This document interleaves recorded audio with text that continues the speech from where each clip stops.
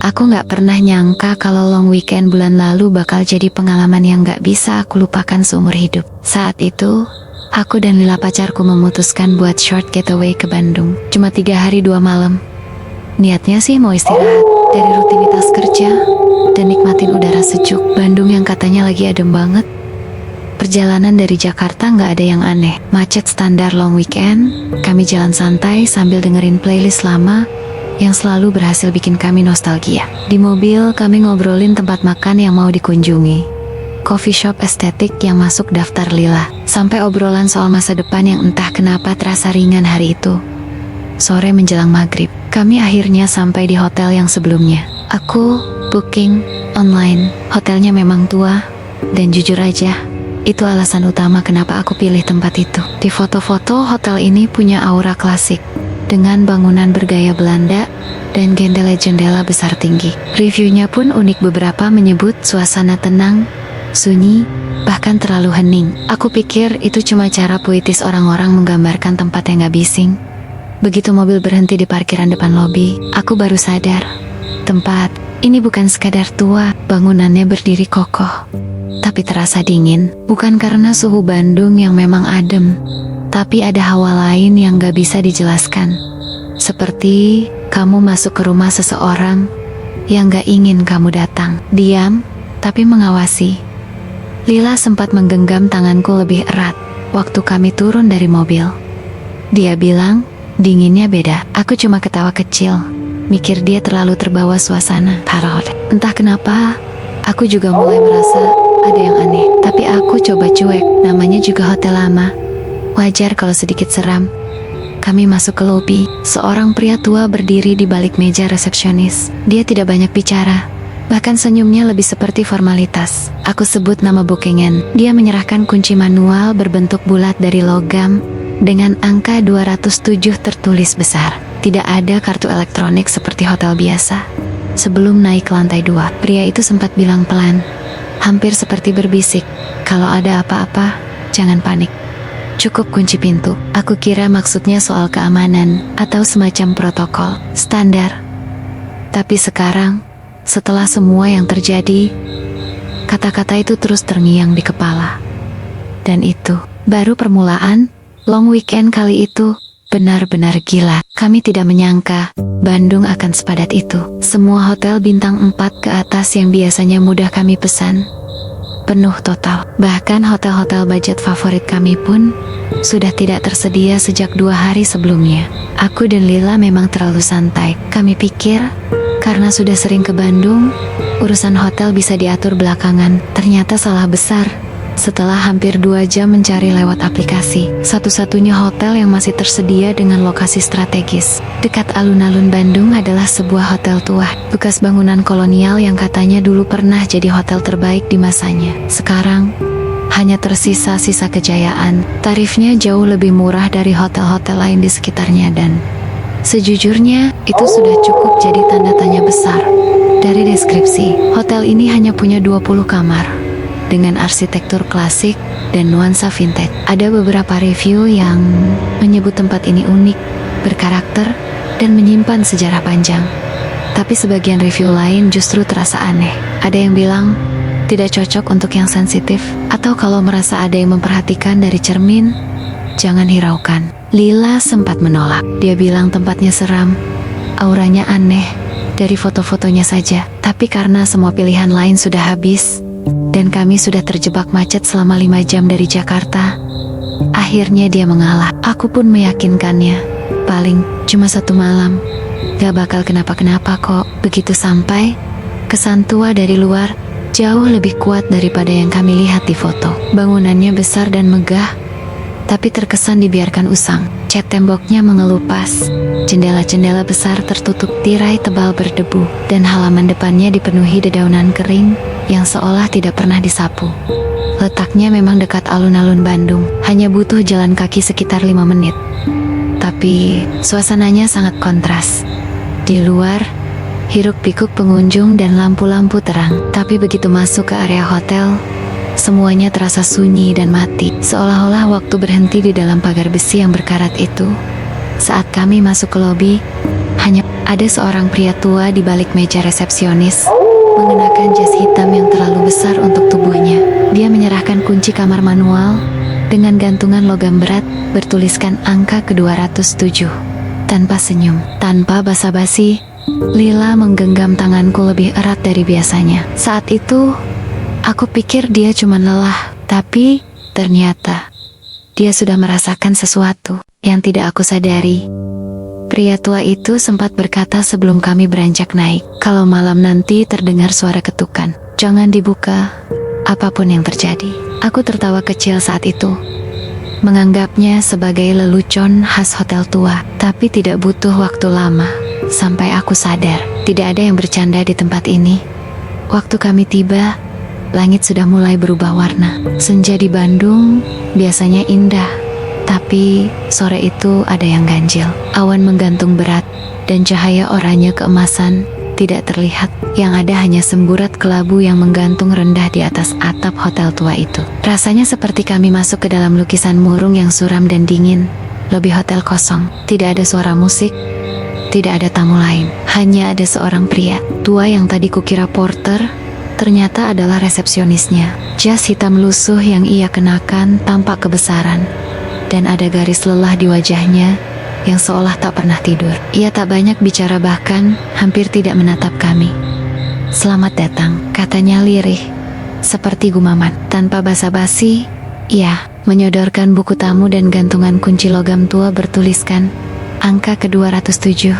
Tangannya dingin saat menyentuh jariku sekilas. Aku mencoba mengajak ngobrol, sekadar mencairkan suasana. "Hotel ini sepi ya, Pak?" Dia hanya mengangguk pelan, tak satu pun senyum muncul dari bibirnya. Aku sempat menengok ke arah Lila. Dia berdiri memeluk jaket, menggigit bibir. Sorot matanya tidak nyaman, tapi dia memilih diam. Aku tahu dia tidak suka tempat ini sejak awal, tapi aku juga berpikir, mungkin kami cuma capek. Liftnya tua, kecil, dengan pintu besi berkerut dan suara ngilu saat menutup. Di dalamnya hanya ada lampu redup kekuningan dan aroma apek yang menusuk. Lila menggenggam tanganku semakin erat saat angka-angka di indikator naik perlahan. Koridor lantai 2 lebih menyeramkan lagi. Karpet merah kusam yang menutupi lantai sudah bolong di beberapa bagian. Lampu gantung bergoyang pelan, padahal tidak ada angin. Dindingnya penuh lukisan tua potret orang-orang zaman dulu. Semua berwajah muram dan seperti menatap kami. Kami jalan pelan ke kamar ke-207. Lorong itu sepi, terlalu sepi. Setiap langkah kaki kami terasa bergema panjang, padahal koridornya pendek. Lalu kami berhenti di depan pintu berwarna coklat tua dengan nomor logam berkarat. Aku memasukkan kunci, pintunya terbuka pelan. Berderit panjang. Begitu masuk, aku merasa suhu di dalam lebih dingin daripada di luar. Bukan dingin asal, lebih seperti hawa lembab yang menggigit tulang. Kamar itu luas, dengan ranjang kayu besar, lemari tua di sudut ruangan, dan jendela tinggi yang tertutup tirai tebal. Lila tidak langsung masuk. Dia berdiri di ambang pintu, matanya menatap ke arah pojok ruangan yang gelap. Aku sempat tanya, kenapa? Tapi dia hanya menggeleng pelan dan melangkah masuk. Saat itu aku belum sadar, tapi kemudian ada sesuatu yang mulai terasa aneh. Seolah ruangan itu bukan sekadar kosong, melainkan sedang diamati. Dan kami, tanpa sadar, telah masuk ke dalamnya. Begitu keluar dari lift, hawa dingin langsung menyambut kami. Bukan dingin biasa, seperti udara malam di Bandung, tapi dingin yang menusuk dari dalam, seperti hawa lembab ruang bawah tanah yang lama tak disentuh cahaya. Lorongnya sepi, terlalu sepi. Lampu-lampu gantung kuning kusam berjajar di langit-langit tinggi, tapi cahayanya redup, seperti hampir kehabisan tenaga. Bayangan kami sendiri berkelebat panjang di dinding, lalu menghilang di sudut-sadit yang gelap. Karpet merah tua terbentang dari ujung ke ujung, tapi terasa empuknya tidak rata, seperti diinjak di atas rongga kosong. Langkah kaki kami terdengar jelas. Tak bergema di sepanjang lorong, seolah dinding-dindingnya memantulkan kembali suara dengan sengaja. Aku sempat menoleh ke belakang, entah kenapa. Tidak ada siapa-siapa tentu saja, tapi rasanya seperti ada yang mengikuti, hanya saja tidak terlihat. Lila berjalan makin dekat denganku. Aku bisa merasakan tangannya gemetar di dalam genggamanku. Kami sama-sama diam, tidak ada yang ingin berbicara. Yang paling membuatku tidak tenang adalah suasana lorong itu seperti membeku dalam waktu. Tidak ada debu yang berterbangan, tidak ada bunyi angin, bahkan tidak ada suara dari kamar lain. Tidak terdengar televisi, tidak terdengar air mengalir, tidak terdengar tanda-tanda kehidupan. Hanya gema langkah kaki kami yang terasa semakin berat. Aku melirik lukisan-lukisan tua di sepanjang dinding potret orang-orang zaman Belanda. Wajah-wajah asing dengan mata sayu, sebagian bahkan terlihat marah. Rasanya aneh, mereka bukan sekadar lukisan. Ada sesuatu dari tatapan mereka yang seperti menembus balik ke arahku. Saat kami melewati satu pintu kamar dengan nomor 203, tiba-tiba terdengar bunyi kecil. Klik, seperti gagang pintu yang berputar sendiri. Aku langsung menoleh, tapi pintu itu tetap tertutup rapat. Tak ada gerakan apapun. Kupikir mungkin halusinasiku saja. Kami mempercepat langkah. Kamar kami 207, berada di ujung lorong.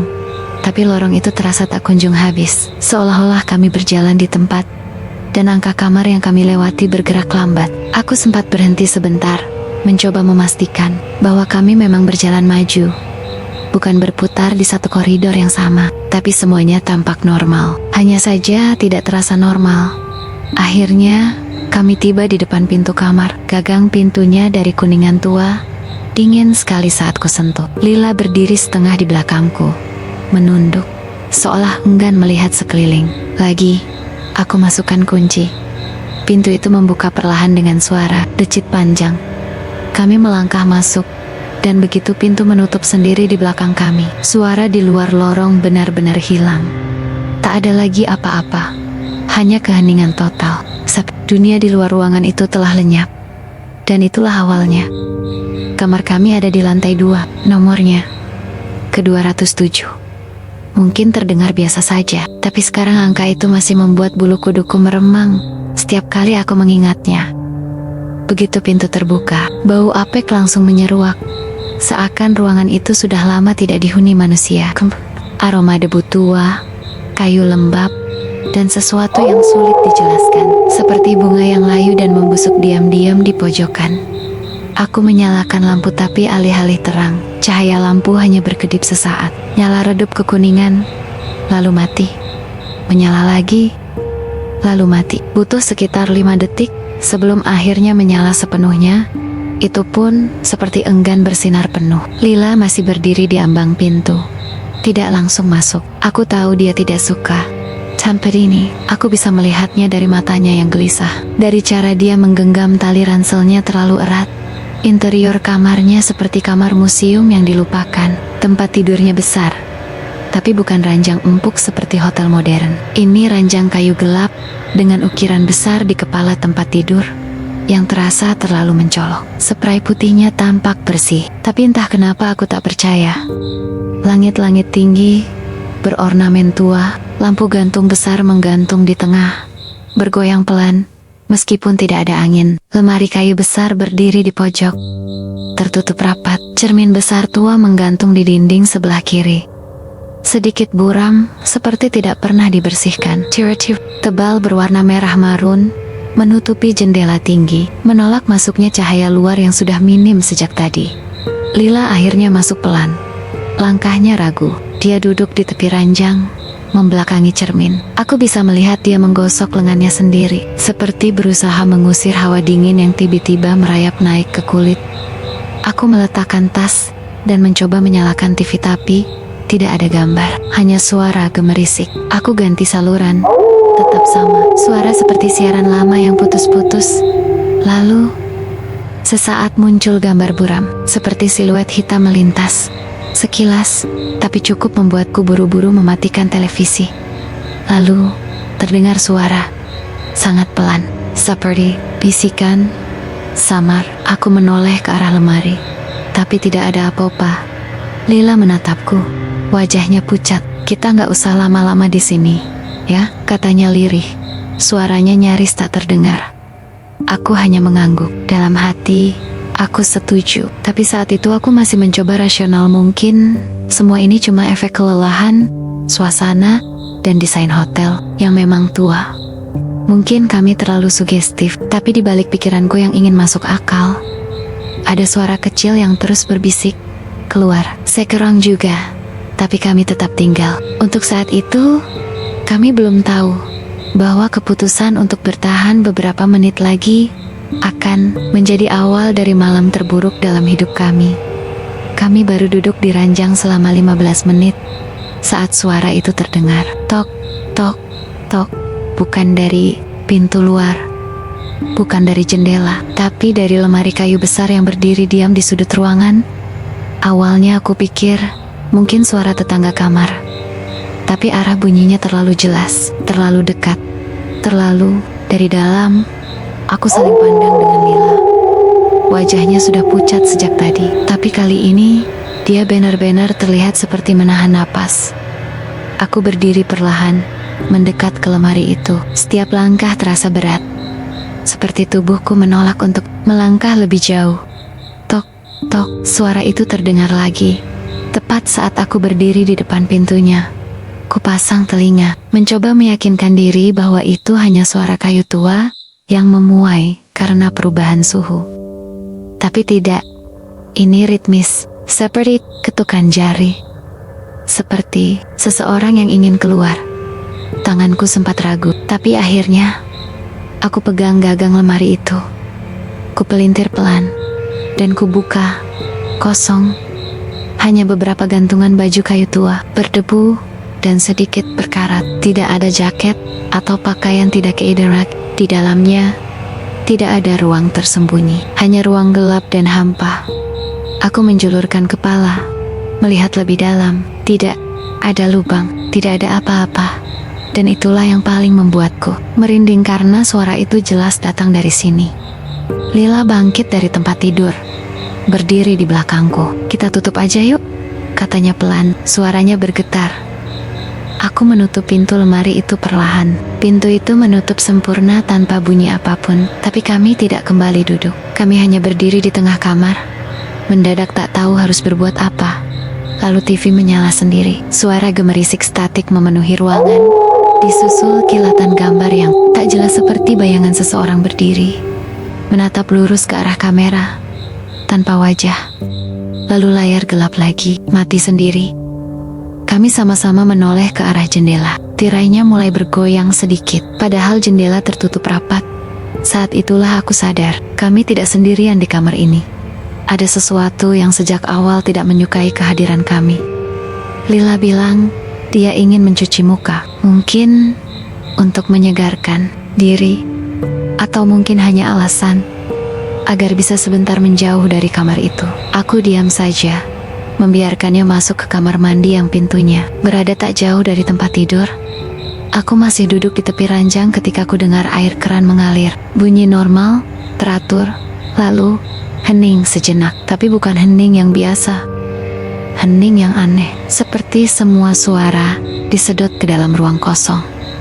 Beberapa detik kemudian, Lila keluar dari kamar mandi. Wajahnya basah, tapi bukan karena air saja. Ada sesuatu di matanya, ketakutan, bukan panik, bukan cemas biasa, tapi takut yang membeku, yang membuat seseorang tidak bisa berkata-kata langsung. Ada apa? Tanya, tapi dia tidak menjawab. Dia hanya duduk di sebelahku, memegangi pergelangan tangannya sendiri, masih gemetar. Baru setelah beberapa menit, dia bicara. Suaranya lirih, putus-putus. Aku lihat sesuatu di cermin. Aku menoleh padanya. Maksudmu? Dia mengangguk pelan. Waktu aku nunduk, cuci muka, aku lihat bayangan hitam lewat di belakangku. Aku menelan ludah. Bayangan siapa? Lila menggeleng. Bukan bayangan kita. Bukan. Bentuk manusia biasa. Kayak siluet besar, tinggi, hitam, nggak punya wajah. Tapi aku tahu dia menatapku lewat cermin. Aku bangkit berdiri tanpa sadar, menatap ke arah kamar mandi. Pintu sudah setengah tertutup, tapi dari celahnya aku bisa melihat cermin besar di dalamnya. Cermin yang seolah menyimpan pantulan dunia lain yang tak bisa dilihat langsung. Aku nggak dengar siapa-siapa masuk kamar mandi, kataku pelan, nyaris bergumam. Lila menunduk, aku juga enggak. Tapi aku ngerasa dia berdiri di belakangku, dekat banget. Saat itu, suasana kamar terasa semakin dingin, seperti AC yang tiba-tiba naik ke suhu paling rendah. Padahal, tak ada suara mesin. Napasku terlihat mengembun, dan malam seakan berubah semakin tebal. Kami tak lagi bicara, tapi dalam hati kami tahu apapun yang ada di kamar ini kini sudah mulai memperlihatkan dirinya. Dan ia tahu kami takut. Kami mencoba menenangkan diri. Setelah kejadian di kamar mandi, duduk di tepi ranjang, kami menyalakan TV. Suara televisi yang statis dan gambar buram itu entah kenapa terasa seperti teman di tengah suasana mencekam malam itu. Namun, tidak lama kemudian, TV tiba-tiba mati sendiri. Layar yang tadi memancarkan cahaya redup mendadak gelap total. Kami saling berpandangan dalam diam. Lalu, dari balik tembok yang seolah menekan kami dengan dinginnya, terdengar suara. Suara itu seperti tangisan, pelan, mendayu, seperti anak kecil menangis sendirian. Awalnya aku pikir itu cuma suara dari kamar sebelah, atau mungkin suara hujan yang masuk ke sela-sela dinding. Tapi suara itu semakin jelas, semakin dekat, seperti dari dalam tembok sendiri. Lila menggenggam tanganku erat, napasnya memburu. Aku juga merasakan jantungku berdetak lebih cepat. Tubuhku seperti membeku tapi sekaligus ingin berlari. Tangisan itu terus berlangsung selama beberapa menit, lalu menghilang mendadak seperti ditarik ke dalam kegelapan. Kami diam, takut mengucapkan sepatah kata pun. Malam itu, kami tahu, hotel tua ini menyimpan lebih banyak rahasia kelam daripada yang bisa kami bayangkan. Dan kami berdua terjebak di dalamnya, hanya berjarak beberapa langkah dari kengerian yang tak terlihat. Setelah suara tangisan tadi malam, aku dan Lila mencoba tetap tenang. Namun, suasana di kamar tetap tidak nyaman, seolah ada sesuatu yang mengawasi dari sudut gelap. Tiba-tiba, saat aku berdiri untuk meraih botol air di meja dekat jendela, aku dikejutkan oleh suara berderit pelan seperti suara kayu tua yang meregang. Aku menoleh ke arah meja kecil itu, dan kulihat sebuah laci terbuka, perlahan dengan sendirinya. Aku menahan napas. Laci itu bergerak, membuka sekitar 15 cm, lalu berhenti sejenak. Aku melangkah maju, siap untuk menutupnya kembali. Tapi laci itu menutup dengan keras, dan tiba-tiba sekali, membuat suara benturan yang menggema di kamar. Lila yang sedang duduk di ranjang, langsung menoleh. Wajahnya berubah, pucat. "Kamu lihat itu?" tanyanya dengan suara gemetar. Aku hanya mengangguk. Tidak ada angin, tidak ada getaran dari lantai, tidak ada yang menyentuh meja itu. Aku mencoba berpikir logis, mencari alasan yang masuk akal. Tapi di hotel tua ini, logika rasanya seperti terseret jauh dari kenyataan. Setelah kejadian laci yang terbuka itu, malam makin terasa berat. Lila kelihatan sangat lelah. Matanya mulai terpejam, dan aku tahu dia butuh tidur meski di kamar yang penuh kengerian ini. Tak lama kemudian, dia tertidur. Tapi napasnya tak tenang. Aku bangun dari tempat duduk, tapi tidak jauh, tetap memantau dia. Beberapa saat kemudian, Lila terbangun dengan napas tersengal. Wajahnya pucat sekali. Dia duduk di tepi ranjang dan mulai bercerita. Dia bermimpi sesuatu yang sangat menyeramkan.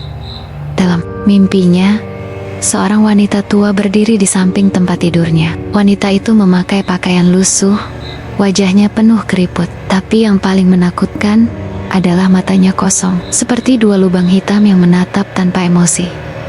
Wanita itu merintih pelan, seperti meminta sesuatu yang tak bisa dimengerti. Lila mencoba berbicara, tapi wanita itu hanya terus merintih dan perlahan menghilang dalam kabut kelabu yang mengelilinginya. Saat terbangun, Lila merasakan hawa dingin yang sama seperti dalam mimpinya, dingin yang menusuk tulang. Aku melihatnya dan hanya bisa mengangguk pelan. "Mimpi buruk ya?" dia mengangguk. "Bukan cuma mimpi.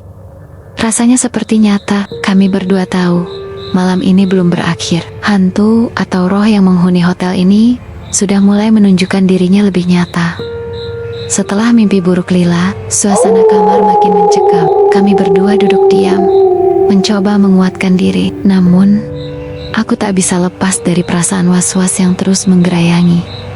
Tiba-tiba, mataku tertuju ke pintu kamar yang sedikit terbuka. Di balik celah itu, ada bayangan gelap bentuknya samar. Seperti sosok manusia, tapi tanpa wujud jelas. Bayangan itu diam saja, tidak bergerak, hanya berdiri di sana, seolah menunggu izin untuk masuk. Aku menahan napas, mencoba meyakinkan diri bahwa itu cuma bayangan dari lampu luar atau imajinasi. Namun, Lila yang duduk di sampingku juga menatap pintu dengan wajah pucat. Jangan dekat-dekat pintu," bisiknya dengan suara bergetar. Tiba-tiba bayangan itu bergerak pelan, seperti mencoba mendorong pintu terbuka lebih lebar. Aku ingin berteriak, ingin melarikan diri, tapi tubuhku terasa membeku. Bayangan itu semakin mendekat, dan hawa dingin dari sosok itu merambat ke seluruh ruangan. Tiba-tiba pintu diketuk pelan. Ketukan itu seperti dari tangan seseorang, tapi terasa dingin dan tidak alami. Aku dan Lila saling berpandangan, ketakutan yang mengakar di dada. Kami tahu, apapun itu sudah tidak bisa diabaikan lagi. Malam ini, kami bukan tamu biasa di hotel tua ini. Kami sudah menjadi sasaran. Ketegangan semakin memuncak. Aku dan Lila saling berpandangan. Tanpa berkata apa-apa, sepakat bahwa kami harus segera keluar dari kamar itu. Dengan langkah terburu-buru, aku menuju pintu kamar. Tangan gemetar, mencoba membuka gagang pintu yang terasa dingin luar biasa saat kupegang.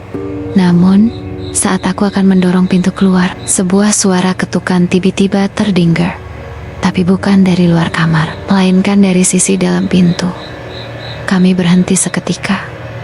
Hatiku berdegup sangat kencang. Ada yang di balik pintu ini, gumamku pelan, penuh rasa takut. Ketukan itu terdengar berulang, pelan tapi pasti, seperti ada yang mencoba memberitahu sesuatu, atau bahkan memperingatkan kami. Lila menempelkan telinganya ke pintu. Wajahnya pucat pasi.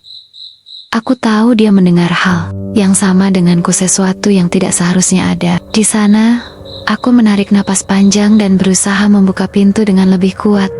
Namun, pintu itu seolah terkunci dari dalam, tidak mau terbuka, walau aku menarik dengan sekuat tenaga. Ketukan itu terus berlanjut, lebih cepat dan semakin keras, seperti ingin memaksa kami tetap di dalam.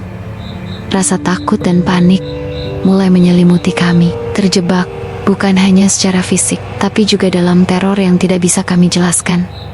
Akhirnya, dengan usaha terakhir, pintu itu terbuka dengan bunyi derit yang menusuk telinga. Kami mengintip keluar, berharap menemukan bantuan, atau setidaknya suasana normal.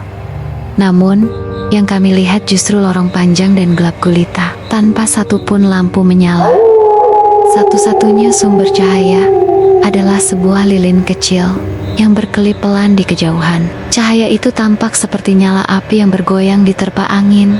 Di dekat lilin, terdengar suara langkah kaki berat dan lambat, bergema di lorong kosong yang panjang itu. Langkah kaki itu semakin mendekat, tapi sosok yang mengeluarkannya tak terlihat sama sekali. Aku merasakan jantungku hampir berhenti berdetak. Lila menggenggam lenganku erat. Suaranya bergetar saat bertanya, "Itu apa?" Aku tidak punya jawaban. Kami berdiri terpaku, menatap ke arah cahaya lilin dan suara yang makin mendekat. Seolah lorong itu adalah batas antara dunia kami dan sesuatu yang lain, sesuatu yang tidak seharusnya kami temui. Saat langkah kaki itu semakin dekat, kami tahu satu hal, kami tidak lagi aman. Kami masih berdiri di depan pintu kamar, mencoba menenangkan diri setelah melihat lorong gelap dengan lilin dan mendengar langkah misterius itu. Tiba-tiba, telepon kamar berdering keras, memecah keheningan yang tegang. Aku mengangkat gagang telepon dengan tangan gemetar, berharap ada suara manusia di ujung sana, atau setidaknya penjelasan dari resepsionis hotel yang dingin itu. Namun yang terdengar hanyalah napas berat, napas yang dalam dan berirama, bukan napas manusia biasa. Di sela napas itu, terdengar suara sayup-sayup, seperti lagu kuno berbahasa Sunda, lembut tapi penuh aura misteri dan kesedihan.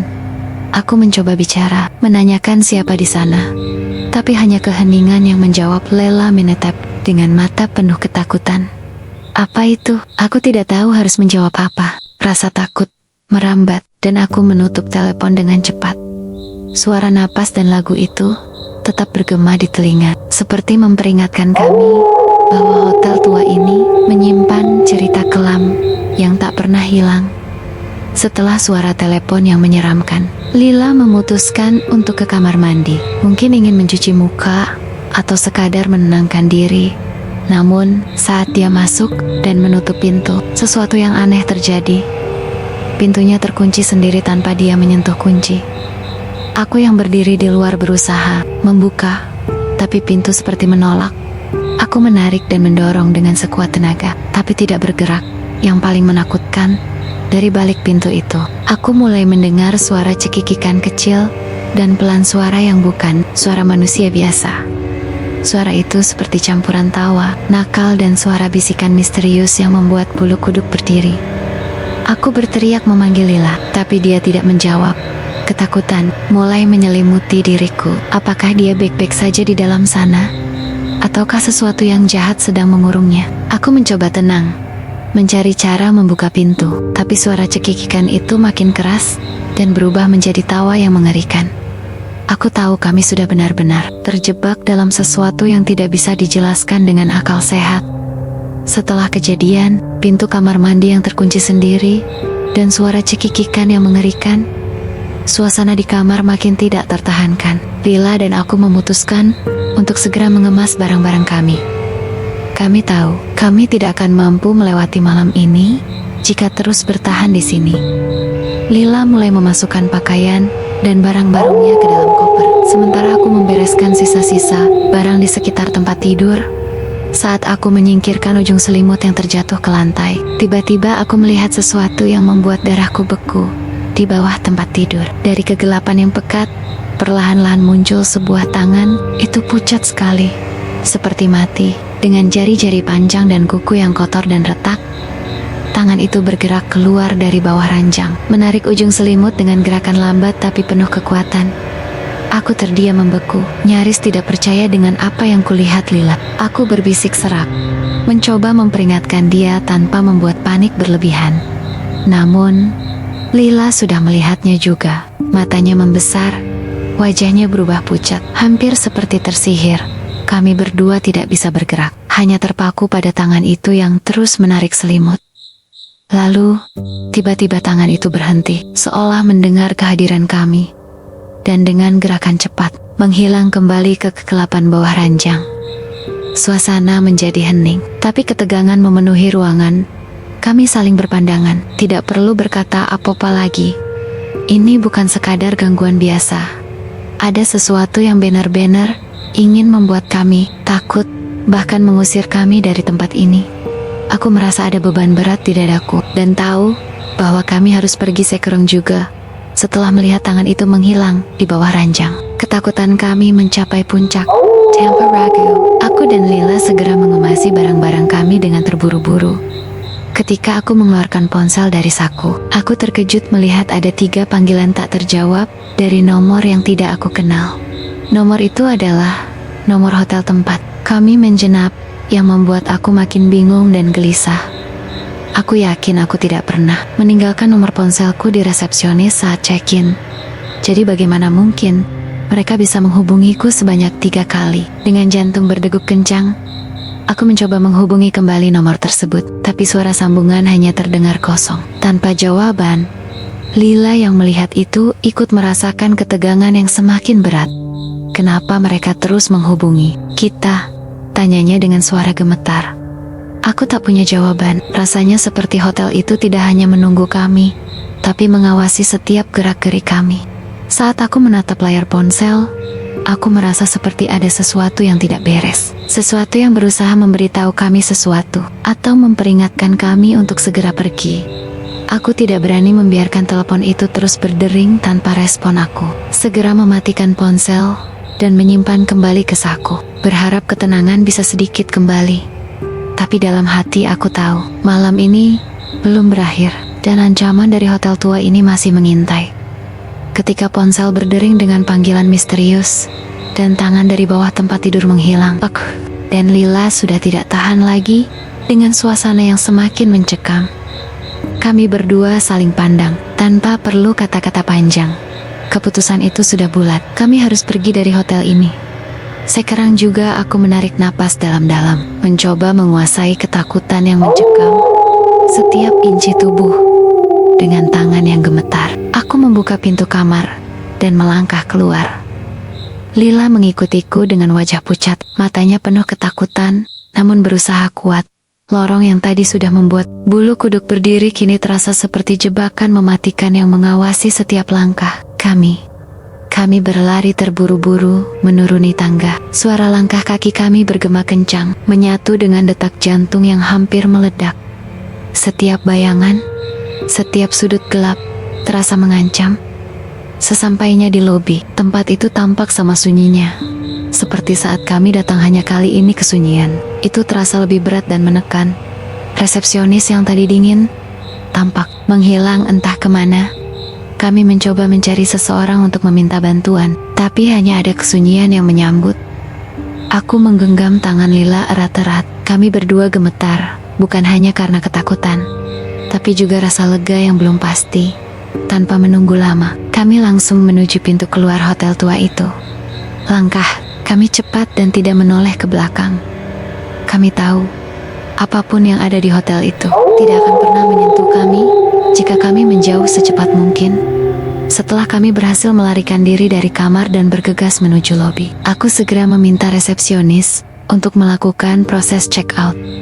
Raka dan aku sama-sama masih gemetar. Napas kami tidak beraturan, tapi kami berusaha tetap tenang agar tidak menimbulkan kecurigaan. Resepsionis itu menatap kami dengan tatapan dingin yang sulit untuk diartikan. Aku menjelaskan singkat bahwa kami ingin segera keluar dari hotel tanpa mau menceritakan alasan sebenarnya karena kami takut dianggap tidak waras. Ia hanya mengangguk pelan tanpa bertanya apa-apa. Setelah mengurus administrasi singkat, aku menyerahkan kunci kamar yang baru saja kami terima beberapa jam yang lalu. Ketika aku bertanya, apa memang sering ada tamu yang check out cepat seperti kami? Resepsionis itu hanya tersenyum tipis, tapi senyumnya bukan senyum ramah. Sudah biasa, Mas, katanya dengan suara datar yang membuat bulu kuduku merinding.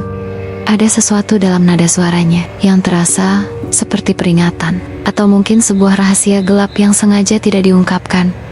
Aku dan Lila segera meninggalkan meja resepsionis dan melangkah keluar dari hotel tua itu. Sambil sesekali menoleh ke belakang, rasa lega bercampur takut masih mengalir deras di tubuh kami. Kami tahu, malam ini kami hanya beruntung bisa keluar dengan selamat, dan kami berjanji tidak akan pernah kembali ke tempat itu. Setelah kejadian mengerikan di hotel tua itu, kami memutuskan untuk mencari penginapan lain yang jauh lebih aman. Kami tidak peduli harus memilih hotel budget, asalkan suasananya nyaman dan bisa membuat kami merasa tenang. Akhirnya, kami menemukan sebuah hotel kecil di daerah Setiabudi, Bandung. Hotel itu memang jauh dari kemewahan, tapi dari segi kebersihan dan suasana terasa jauh lebih bersahabat. Ketika kami memasuki kamar, tidak ada bau apek, tidak ada lorong gelap yang mengintimidasi. Lampu kamar menyala terang, dan suasana hangat membuat kami merasa lega setelah ketegangan yang kami alami sebelumnya. Malam itu, kami berusaha tidur dengan tenang, tapi beanggen-beanggen, pengalaman di hotel lama masih terus menghantui pikiranku. Aku merasakan detak jantungku berdetak lebih kencang setiap kali terbangun di tengah malam. Lila pun mengaku masih sering mendengar suara-suara aneh dalam mimpi buruknya. Meskipun pikir kami tahu bahwa kami sudah jauh lebih aman di sini. Pengalaman itu menjadi pelajaran berharga. Kami belajar bahwa keunikan dan nuansa vintage bukan selalu menjamin kenyamanan, apalagi jika disertai dengan gangguan yang tidak bisa dijelaskan secara logika. Kami pun berjanji, untuk liburan berikutnya, kami akan lebih memilih tempat yang benar-benar membuat kami merasa aman dan nyaman, bukan hanya dari segi penampilan saja. Meski pengalaman itu selalu menghantui, kami yakin bahwa kami sudah meninggalkan kengerian itu jauh di belakang. Kami bersyukur bisa melanjutkan liburan ini dengan ketenangan yang pantas kami dapatkan. Malam itu, saat kami akhirnya tidur di hotel baru yang jauh lebih sederhana, Aku memandang ke arah Lila dan tersenyum pelan. Meskipun ketakutan masih tersisa, kami tahu satu hal pasti.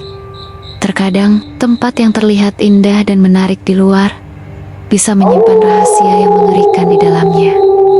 Pengalaman kami di hotel tua itu bukan hanya tentang kengerian dan ketakutan semata, ia mengajarkan kami betapa pentingnya mendengarkan naluri dan merespek rasa waspada. Liburan seharusnya menjadi momen untuk melepas lelah dan menikmati waktu, bukan untuk membuat kita trauma.